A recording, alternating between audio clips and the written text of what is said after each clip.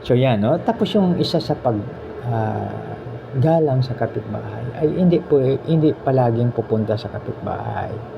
Paminsan-minsan lang, no? Subalit ang tanong, gaano kadalas ang minsan? No? Parang halimbawa, once a month o kaya kung mayroong okasyon, no? O kung kinakailangan, no? Kasi ang halimbawa, ikaw ay nurse, no? Siyempre ang kapitbahay mo, walang ibang lalapitan yan para magpag-blood pressure kundi ikaw. So, isa sa paggalang at pagtulong doon sa kapitbahay ay yung paglingkuran sila, no? So, yan.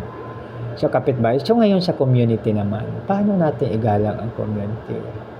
So, una-una na paggalang natin sa community, halimbawa dito sa Barangay Tuuan, ito yung tinatawag natin na unang-una sa basura.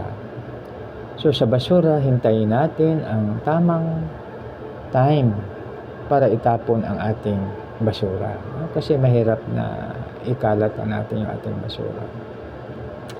Tapos, sunod naman na pagkakataon mga kapatid ay sa ating community ay maliban sa basura.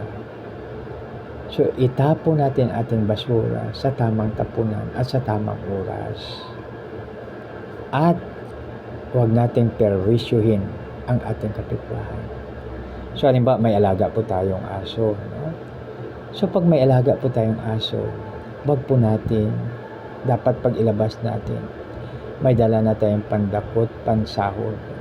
So, mayroon tayong walis tingting, mayroon tayong dustpan. So, yun, isa yun sa paggalang sa ating neighbors at sa community. No? Kasi halimbawa, no, halimbawa may klase, estudyante. Makaapak halimbawa yan ng ng aso ay siyempre dadalhin niya doon sa classroom. So sa classroom naman, siyempre maka-apekto sa classroom dahil so kaya dapat sa magitan ng paggalang ayusin po natin yung ating mga alaga. No? So napakaganda kasi alam mo makibigan nakalagay naman sa moral na gabay natin, no? Ang taong matuwid sa kanyang aso ay mabait, no? Ibig sabihin hindi niya pinapabayaan, inalagaan. So alam mo ba yung aking pamangkin, no? Love na love niya yung kanyang aso. Alam mo, katabi na pa magtulog yun. So ang ganda ng aso niya, no? Tapos sinusubuan pa niya yung kanyang aso, no? So ibig sabihin na ang aso po kasi ay parang i-train mo yan, parang tao na rin, no? Pero meron din nagsasabi na aso rin yan, kahit anong mo aso rin yan. So tulad sa ibang bansa may nag-alaga ng ahas. Bandang huli nilinggis sila ng ahas. So kaya mahirap. So kasi hindi natin control sila. Tapos mayroon din pa naman kaibigan na isang tao na may isang pamilya, parang nag-adapt sila ng parang street person. So, bandang huli, nagkaroon sila ng problema doon. Kasi mahirap. So, dapat kung halimbawa mag-kup tayo ng mga gano'n, dapat natin sa mga institusyon na tulungan sila. So, yun pala ang dapat, no? Para maging maayos po ang lahat, no? Kasi mahirap, kasi hindi po natin sila control. So yun, no?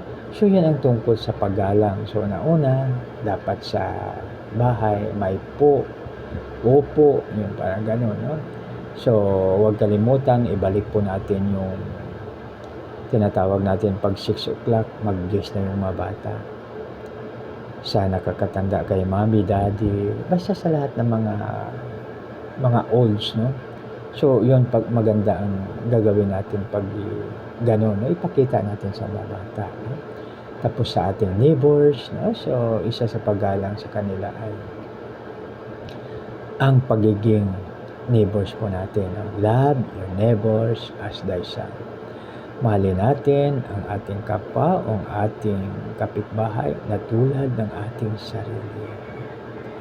Tapos pag sa trabaho naman, gawin natin ang tama. So yan, di ba? Pag tayo naman ay sa community, Itapon natin ang ating basura sa tamang tapunan at sa tamang panahon.